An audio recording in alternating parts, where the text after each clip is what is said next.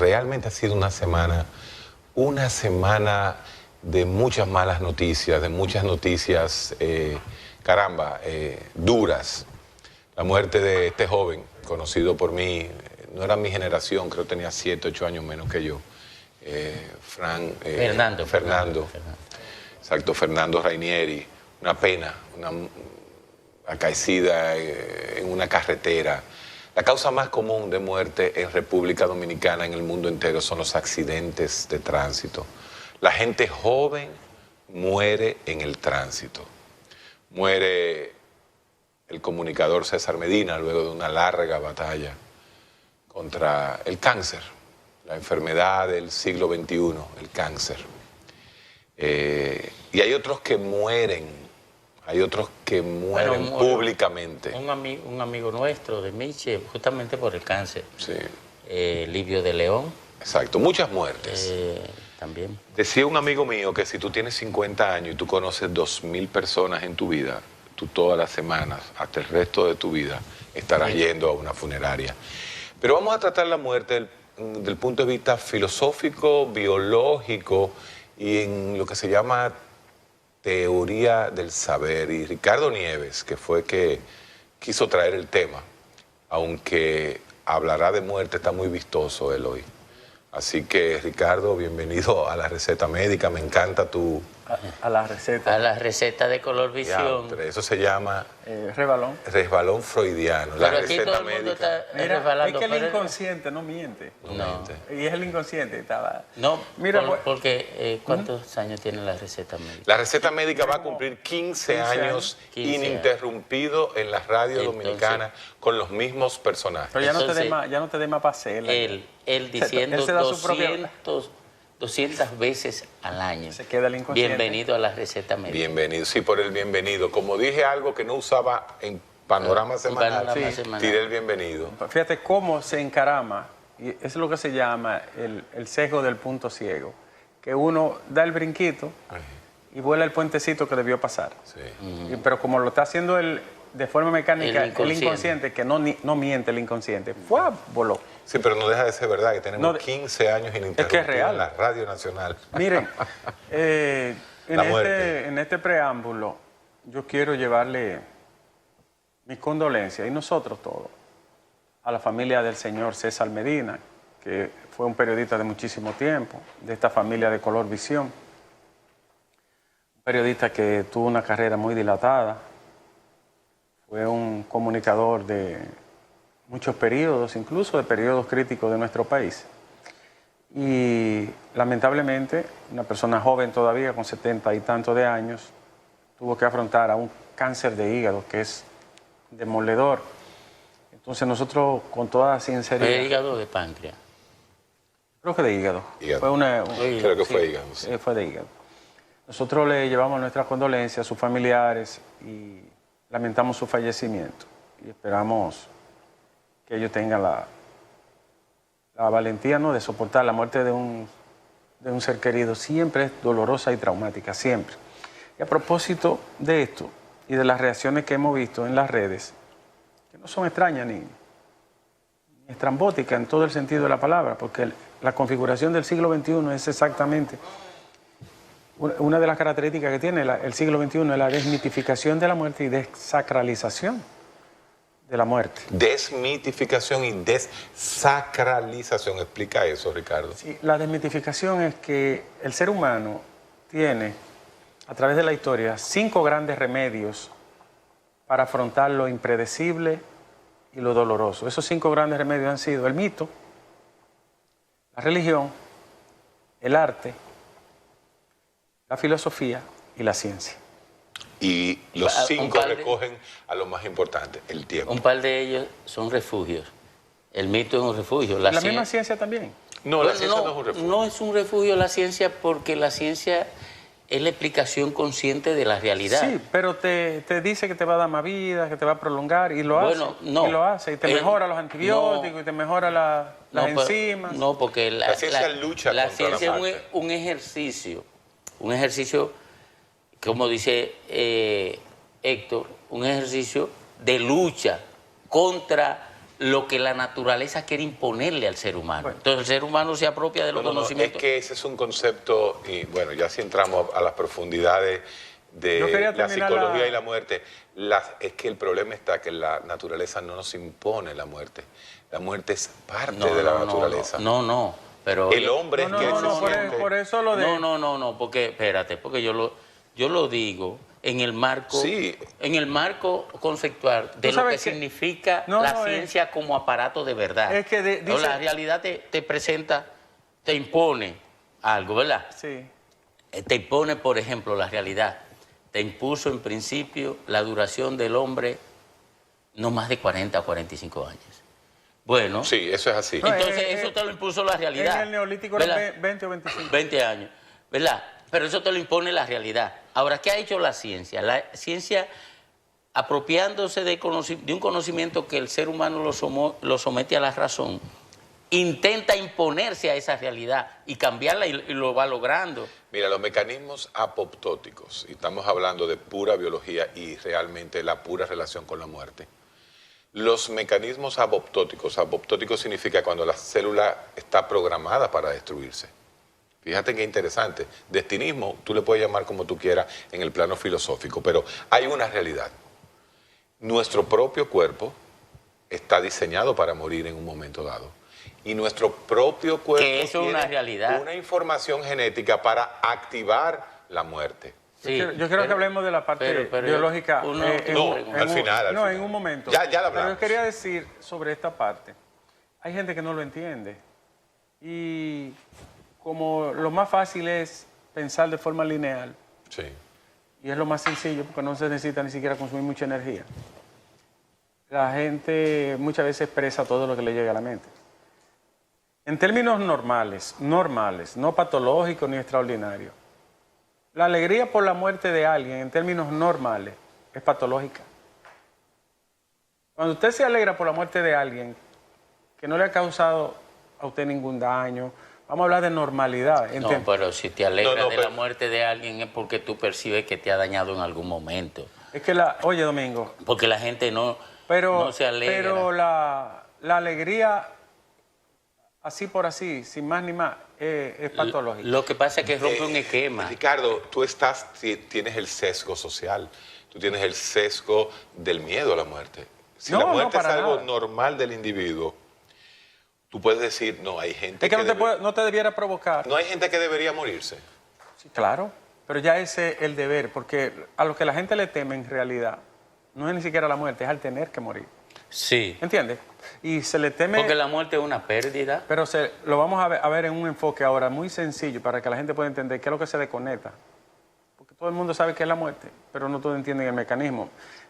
Tener que morir es que tú tienes que dejar cosas y Sí, seres sí. y Define entes. pérdida, y define entes. pérdida. Entonces, por eso es que duele más que todo. El es por- arraigo. El arraigo, no es la desaparición. en Es sí. el arraigo, Es la claro. desafiliación de la existencia. Mire, yo escribí algo sobre eso de la muerte. A propósito, creo que fue de Mario Bunge, el filósofo de la ciencia, epistemólogo y escritor argentino, que él decía, y eso siempre lo ha dicho, eso es muy viejo, es un lugar común, como se dice popularmente, que quien sabe algo de biología No le no puede- ve la muerte con nada de misterio. Que eso es algo tan normal como nacer y como vivir. Y es verdad. Y en realidad la cultura occidental construyó un mito alrededor de la muerte que estuvo muy empujado por la creencia y la religión, que es lo que Héctor decía. Y esa mitificación, buscar el mito ante el asombro o la falta de explicación de cualquier fenómeno, era lo común en un momento del pensamiento mitológico. Y luego el pensamiento místico lo asume y le da esa aureola de sacralización, incluso prometiendo que tú no te si te mueres aquí tendrás otra vida. La eternidad, el concepto de eternidad. Entonces eso le da un aspecto sacralizado, santeado a la condición de morir. ¿Qué es lo que nosotros queremos hacer con estas reflexiones? Que la muerte es algo común, vulgar, ordinario, que todos los días uno de alguna manera va muriendo porque mueren células. La muerte dice a Héctor y a mí que nos enseñaron en las escuelas de medicina que la muerte es la degradación del ácido desoxirribonucleico. El ADN se degrada, no manda señal, por lo tanto no manda energía, no manda ATP para que se produzca la energía que...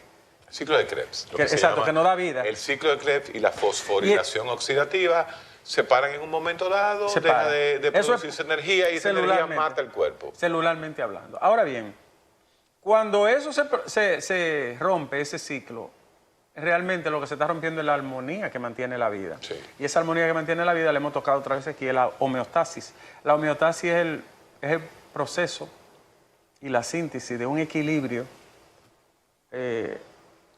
casi perfecto o perfecto de la fisiología humana, de la economía humana, que te va contando. Se te mueren tantas células, te doy tanta de vida. Eso que Héctor decía de apoptosis, son que las células se envejecen, se arruinan, y ellas mismas deciden suicidarse, entre comillas, para dar paso a una nueva que venga y se produzca desde la médula, por ejemplo. Pero fíjate lo que es la biología y la filosofía. Que van Domingo. ahí, ¿eh? Y, oye, qué interesante lo que te voy a decir ahora y te voy a plantear de la muerte. ¿Tú sabes qué es lo que más mata? ¿Qué? La vida. El cáncer es vida. El cáncer es la multiplicación desorganizada de la vida. Tanto que crece, que te mata. Fíjate dónde la filosofía y la biología se unen. Lo que mata es la vida, porque un tumor no es más que una proliferación de vida. Pero de forma desorganizada, no homeostática. No hay orden. No hay orden. Entonces, ¿qué es lo que se produce, Domingo? Que la célula se reproduce de manera tan rápida ¿Qué te mata? que al no obedecer las leyes orgánicas de la economía humana, fisiológica, se convierte entonces en una reproducción egoísta. Se lo quiere todo, coge toda la energía. Coge toda la energía, y coge te toda mata la las otras azúcar, partes del cuerpo. coge todo lo otro. Y entonces, ¿qué hace? ¿Por qué la gente con cáncer se pone flaca? Porque el cáncer está creciendo, eso es vida. Es como si fuera algo comiéndote dentro. Entonces, fíjate cómo tú puedes pasar de ahí y decir, bueno, entonces, ¿qué es la vida? Y ahí entra ya la filosofía y entran los grandes. Sí, los es grandes muy filósofos. probable que las experiencias, de todas las experiencias, naturalmente, la muerte, la más dolorosa, la que más nos lesiona y nos golpea. Pero es muy probable que esta herencia tenga mucho de cultural, con la ascendencia de los etruscos o tirrenos que se ubicaron por ahí por Italia. Los etruscos estaban allá arriba. Explíquenme esto. Y entonces ellos lloraban su muerto quizá como ninguna cultura, y lo enterraban quizá como ninguna otra, y lo sentían como ninguna otra. Nietzsche decía, mientras más dionisíaco es el ser humano, más miedo a la muerte le tiene. Oiga. Porque quiere placer. Y la muerte es el fin del placer.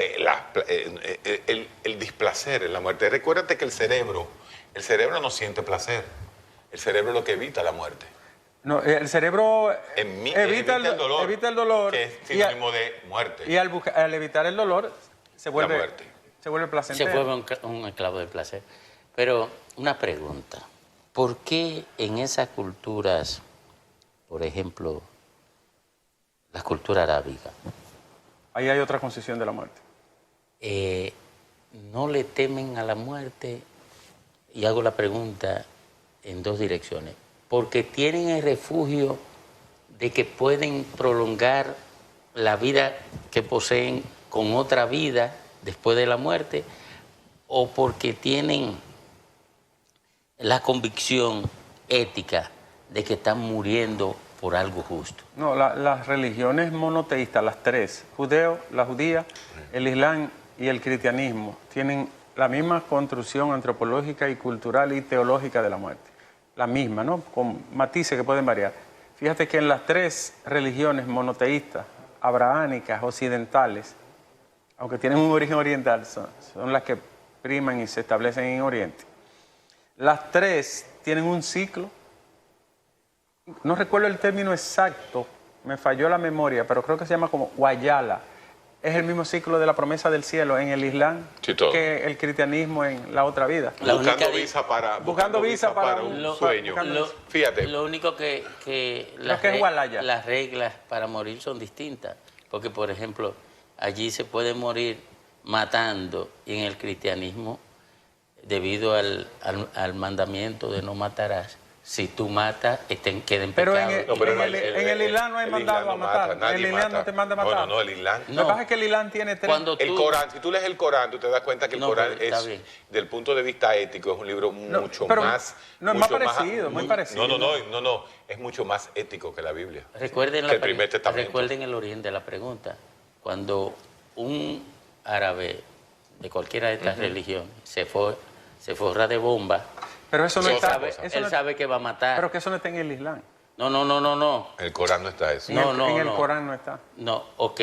No es una acción religiosa contra los pecadores. Sí, hay una acción religiosa y hay un pago. Pero oye lo que son pasa. 7 rubias en ríos de leches donde él va para arriba. Sí, pero es por una razón. Sí, pero hay un fanatismo, hay una interpretación fanática. Por eso le hago la pregunta para que la pregunta es buena, porque la es que el Islam no es esa concepción extremista del mundo y de la vida. Claro. Ellos entran en contra de normas del Islam. No, porque hay 3 ramas. Cuando muere el profeta en el año 632, en su viaje de la Meca a la Medina, y muere allí. La Égira. Muere en el 632 y no deja descendencia masculina, ni deja propiamente una autoridad. Tremendo lío ese. En una religión machista y en un mundo machista no dejó una descendencia. Entonces lo que hizo fue que casó. Los chiitas y los sunitas, de ahí que viene el lío. Tenía una hija, Fátima, y la casó entonces con un sobrino. Miren. Y entonces, esa descendencia, que es una minoría, fue la que se opuso, porque habían los omeyas, los chiitas y los sunitas. La expresión minoritaria, pero radical, de interpretación, porque el Islam, igual que el cristianismo, sufre una hermenéutica, una interpretación que ellos le llaman hadith, que es interpretar los mandatos y los designios del profeta. Imagínate, tú interpretas uno, tú interpretas otro. Y eso ha ido formando un paquete, un plexo dogmático, que no confluye, no es lo mismo los que están con Boko Haram en Nigeria que los que están en Tailandia, o los que están en una parte de Malasia, o los que están en Arabia Saudita, o los islámicos que, por ejemplo, están aquí, o en Europa. Ahí hay matices que varían. Igual que los ortodoxos, los católicos, los cristianos, sí, los evangélicos, los testigos de Jehová. ¿Tú sabes cómo fue que se impuso el Islam? Fue con el Corán en esta mano y la espada en la otra. Y el cristianismo con la cruz en esta mano. Y defendiéndose la espada. Y la espada o el cañón en la otra. Pero vamos a volver a la muerte y vamos a plantear el inicio. Y yo creo que para organizar este programa, antes de irnos a la pausa. ¿Tiene desorden el programa? Sí. Ahí hay un boche. Porque la muerte es caos, y el caos viene el orden, y el orden crea la muerte también. Lo primero que hay que hablar, y lo primero que hay que decir es que... Ahora, la cultura la disfrazó. La cultura la disfrazó para hacerla menos dolorosa. Cuando Levi Strauss se interna en las tribus de la Amazonia y también conoce las tribus de Nueva Zelanda y de Australia, él interpretó 2 grandes momentos en la historia del pensar del hombre que lo divide entre el animal y el hombre. Vamos a mencionar a 2 personas. Levi Strauss plantea que en todas las civilizaciones, aunque estuviesen desconectadas entre ellas, se rompieron 2 grandes tabúes. El tabú del incesto, que era algo muy importante para que la especie se reprodujera. ¿Qué es el tabú del incesto? Se reprodujera ahí. En que el hombre entendiera que no podía tener relaciones con su madre ni con la hermana, porque lo que iba a salir de ahí no era saludable. Un buen producto biológico, ¿no? Entonces, un buen producto biológico. Entonces, cuando el hombre entiende el tabú del incesto y conceptualiza en la búsqueda del ajeno para poder reproducirse, también inmediatamente comienza a tenerle respeto a la muerte. Entonces, si usted ve en todas las civilizaciones, hay monumentos a los muertos. Las primeras expresiones artísticas de la historia de la humanidad es a los muertos, en cualquier lugar que esté. Entonces, Yuval Harari, el hombre que describe de los animales al hombre, del animal al hombre, plantea justamente, de animales a dioses. Así mismo es, plantea que el hombre decide creer en mitos o religiones por ese miedo a la muerte. Entonces, ahí comienza el hombre a pensar. Y la ciencia nace de esa necesidad, como decía Domingo Páez, de extender un poco más a la muerte. Pero si nos vamos al plano religioso, diríamos, a veces los médicos lo que hacen es romper o evitar los designios divinos. Después de esta pausa. No, los médicos lo que hacen es que evitan un poquito la degradación, del ADN. No, Después de esta pausa, vamos a prolonga ver. la existencia de la célula. De la célula. Sí, señor, así mismo es. Eso es lo que hacen. Eso Cuando es a lo ti te que ponen un hacen. suero, Ya lo dijiste. una transfusión, un antibiótico, es para que esa célula perviva un poquito más. Entonces, después de esta pausa, y luego que tenemos ya la base, vamos a ver a dónde vamos, porque, señores, nosotros no tenemos idea qué va a pasar en el próximo capítulo. Morirá conmigo, aunque sea un tanto así. Comunícate con nosotros y síguenos a través de nuestras redes sociales, @mediospanorama en Instagram, Facebook, Twitter y YouTube. Escríbenos a nuestro correo electrónico noticias@mediospanorama.com o llámanos al 809-475-2525.